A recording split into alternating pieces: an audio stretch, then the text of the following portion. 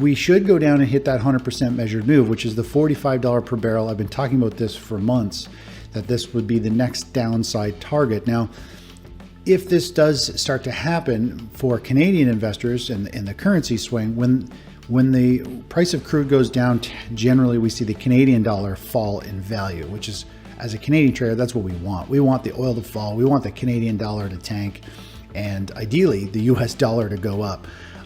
Because many of us are holding US dollars, and we want that exchange to take place. So if oil does continue this trajectory,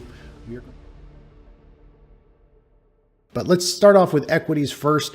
I want to touch on a couple things because somebody has mentioned, we never got the holiday rally in the markets. And I just want to, I always bring up the seasonality chart because I find it's very important to just get an idea of the big picture. Now, we don't trade based on seasonality, but if you look at the S&P 500 seasonality, it shows here in October near the end, we tend to see the market put in a rally into the end of the year, the kind of holiday, Christmas rally, whatever you want to call it.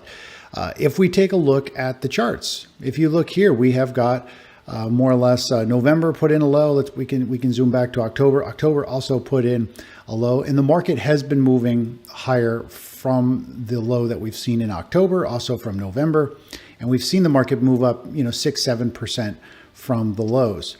Also, on top of that, we have seen really the market have a pullback and a pause, and then going into Christmas, into December 26th, we did see the market have a little bit of a extra, like a holiday rally to the upside. Now, markets didn't really extreme break out and move higher, but we definitely had the October put in a low. We also, we've seen that move up, and we also saw a move right into the last week, last 6 trading days into Christmas. So we did have that upward bias, and that's the one thing with trading seasonality and things like that is it's not perfect, but we just need to know there should be a natural upward bias from October.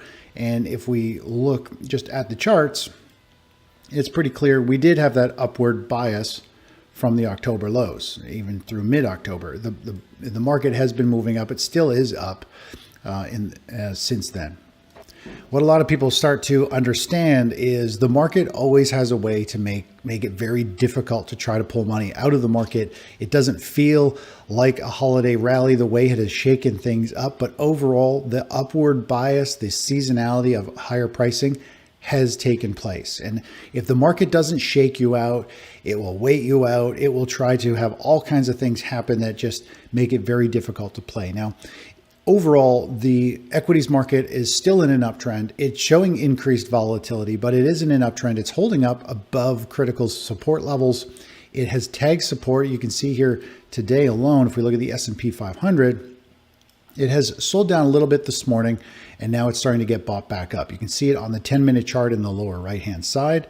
And this market has a little bull flag. We could very easily see January kick over, and we have a nice push to the upside. Now, if we were to take a look at just the short term, the small chart here, the Fibonacci extension is pointing to.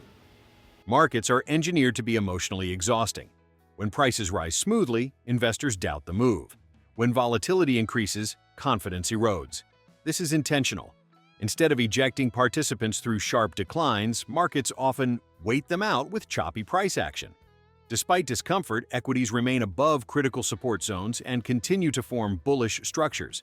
Short-term pullbacks are being absorbed by buyers, suggesting accumulation rather than distribution. As the calendar turns, January's seasonal inflows may provide another push higher. However, volatility typically increases, making discipline and perspective essential. Is pointing to about 71.46, so meaning we could see the market here push up about 2.5–3% to the upside. There is potential for a bigger pattern here to unfold, and it could push up a little bit higher, up into probably the 3–4% move to the upside, which is about 72.25. So the market is still primed and rally, and seasonality wise, again, we should see January at the beginning usually sees new money move in, and we can see a pop in the first week. So there's some good potential here for a little bit of follow through. Then we need to see how the market reacts after that. January is usually pretty volatile. Big waves of money moving in, big waves of money moving out. And we'll see how the precious metal space reacts as well. Now, If we go and take a look at precious metals, take a look at gold. It's down about 1%. It's been moving around, very volatile in pre-market. We'll just pull up the, you can see the chart here. We saw it sell off early this morning, had a quick rebound. It's starting to find some traction again. Silver is a big mover, down 8% this morning, having a flush down. And when we look at this pattern, though, it is still a bullish chart pattern. All the moving averages are sloping up, prices above the 20-day. It really is just putting in a tight, potential high momentum pattern. Now, there's a lot of volatility here, but volatility can break either way. And if it does hold this uptrend, we could see an explosive move, maybe even up to that $100 per ounce mark for silver. If we take a look over at platinum, down almost 10% this morning. Again, it's unwinding a little bit more. And I think it's because it's a little bit more of a different metal. It's been more volatile and people are getting a little scared. And so they're moving away from it. And people are sticking more with silver and gold. And so as you kind of stretch away from gold being the more solid or the more trusted asset for stability, then silver's more volatile. Platinum and palladium are a little more rare in terms of investors. And so people will move away from the ones that they're not as comfortable with. And so I think we're seeing silver, which is putting in a tight pause, a sideways pause, while platinum is actually still moving down because people are just kind of moving away from it. Gold and silver experienced sharp intraday volatility, unsettling many investors.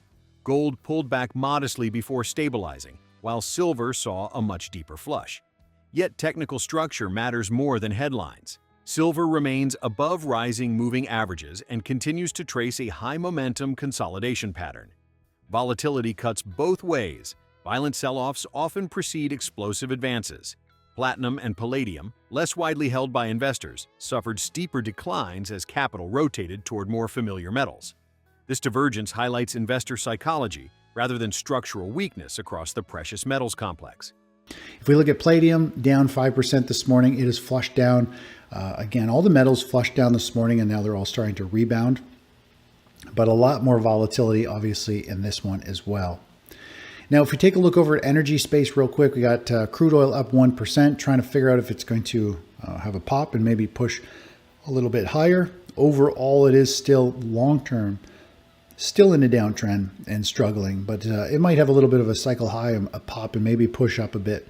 But again, it is testing these lows. It's having a bounce. And if the market does start to roll over in 2026, we're probably going to see much lower crude oil.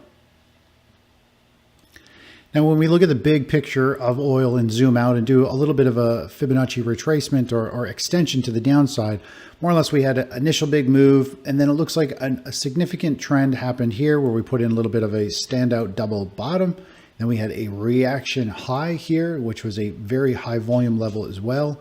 And then we've come down to the 618. We're pausing here. And if we pause at the 618, which is a critical support level from over here, and we're testing support, we should go down and hit that 100% measured move, which is the $45 per barrel. I've been talking about this for months, that this would be the next downside target. Now, if this does start to happen for Canadian investors and the currency swing, when the price of crude goes down, generally we see the Canadian dollar fall in value, which is, as a Canadian trader, that's what we want. We want the oil to fall. We want the Canadian dollar to tank, and ideally the US dollar to go up.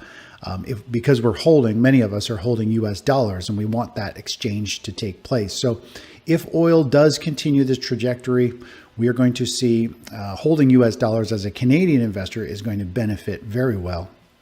And it allows us to more or less benefit from falling oil, falling economy. Canadian economy, I think, will tumble faster, and our currency will tumble, and the US dollar may strengthen. Now, so that the falling oil supports a lower loonie or a lower Canadian dollar. If we look at the US dollar, Crude oil remains locked in a broader downtrend despite short-term bounces. Price action suggests oil is pausing near a critical retracement level, a zone that often precedes continuation lower. A move towards significantly lower prices remains plausible if economic conditions soften further. For currency markets, declining oil often pressures energy-linked currencies, particularly the Canadian dollar. Investors positioned in US dollars may benefit if this relationship continues.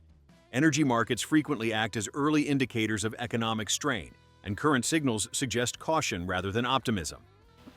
and zoom in here, we can see it is trying to potentially carve out a bottom, and it's still not fully in the clear. It definitely has this series, this waterfall sell-off, and this type of movement here is usually very signature. 3 surges kind of to a low. It looks like it's carving out a rounded formation. It has had a multi-wave run to the upside, creating some higher highs and higher lows. It broke through this high over here, which is fairly significant. It does have a low and a higher low. It has a high and a higher high. That is the early sign of a bottom and an upward trend. So if the dollar does get some traction, we can very easily see the dollar start to move up and strengthen. And of course, that will also mean probably the stock market, the economy is weakening, and also precious metals will start to have a much bigger correction to the downside. So everything is slowly unfolding that we've been talking about for several months. And really these big, massive patterns take a long time to unfold. And these reversals, I think, are all going to happen in 2026. And it's going to be a year to make sure you've got a strategy in place, which we do, to avoid taking big hits and to also try and benefit and pull money out of the market in a safe way without having to stress or worry about our accounts and our lifestyle for downgrading if we don't want to take any big hits. If we zoom out on the dollar index, you can see we had a similar type of move here. 2020, we saw the COVID crash, the dollar shot higher, and then it fell out of favor. But then we went into the 2022 bear market. And as you can see, the dollar fell down, was out of favor. And then as the stock market went into a bear market, the US dollar took off to the upside. And I believe we're going to see something similar. I think we're going to see 109, 114 for the dollar index, which is a pretty big gain. I don't know what that is percentage-wise. That is a 15 or so percent move to the upside, which is obviously nothing to bat an eye about. Holding a currency and watching that move up in value is a pretty good play. And that type of move will most likely mute or send gold, silver, and other precious metals sharply lower once it gets traction. The US dollar has been deeply unpopular, but price action is beginning to challenge that narrative. After a steep decline, the dollar is forming a classic bottoming structure, characterized by higher highs and higher lows. These patterns often appear before powerful trend reversals. Historically, dollar strength tends to emerge during periods of economic stress and equity market weakness. If this setup follows precedent, the dollar could stage a meaningful advance. Such moves have historically placed pressure on equities and precious metals, catching sentiment-driven investors off guard. So we just need to be aware of that. Now, I know there's a lot of different people. Everyone has their own opinions. Now, I use technical analysis based on John Murphy, who's the godfather of technical analysis, Larry Williams, who I learned from, and he actually reviewed and was one of the reviewers of my book, my first book, Technical Trading Mastery, because Larry Williams is an unbelievable commodities trader. There's a lot of people out there that for some reason, everybody has the bias that the dollar is going to fall out of bed. And they have been saying that forever, that it's going to be worthless. And it's the most hated. And it was just like that over here. It was also the same in 2000. If we go back to 2007, we go way back there. It was the same thing. The dollar was the most hated. Everybody believed it was going to go down. And then suddenly the dollar put in this big rally, which let's just see what percentage move this is. This was about a 25% rally. And of course, that sent gold tumbling 34%, silver down 60%. I think we saw platinum and palladium all fall over 60 to 70%.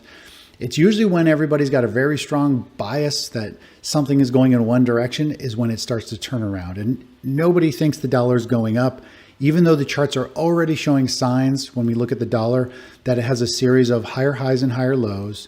It's got a bottoming formation. This bottoming formation is the sentiment. It is a signature move that usually a bottom is getting put in place, a significant bottom, not just a reactionary high, a pivot low, but one that should have traction that can move up fairly significantly like we saw back over here, where it puts in the signature low, eventually strengthens up, and then takes off. So again, everybody's got their own opinions. I follow price. I don't really go off of bias. I don't listen to the news. I don't pay attention. I don't really care in terms of what's going on and all of that stuff in the markets, because in terms of news, because it really doesn't play into the charts. The charts are the core indicator. If you obviously traded off news, you'd have you'd be missing out on the rally of the stock market. You would probably be long precious metals, and when they do tank, you'll still be long them because the story's still good. You won't hold the dollar even though the dollar rallies. So you end up on the wrong side of these trades. Markets reward those who follow price, not narratives. Strong consensus views often appear just as trends prepare to reverse. Technical analysis offers a framework for navigating these shifts without emotional bias. Large macro reversals take time to develop, and evidence suggests several are approaching. As these cycles unfold, risk management becomes more important than prediction. The goal isn't to chase headlines, but to protect capital and exploit opportunity as conditions change. With major transitions potentially ahead, preparation, not conviction, will define success in the coming year.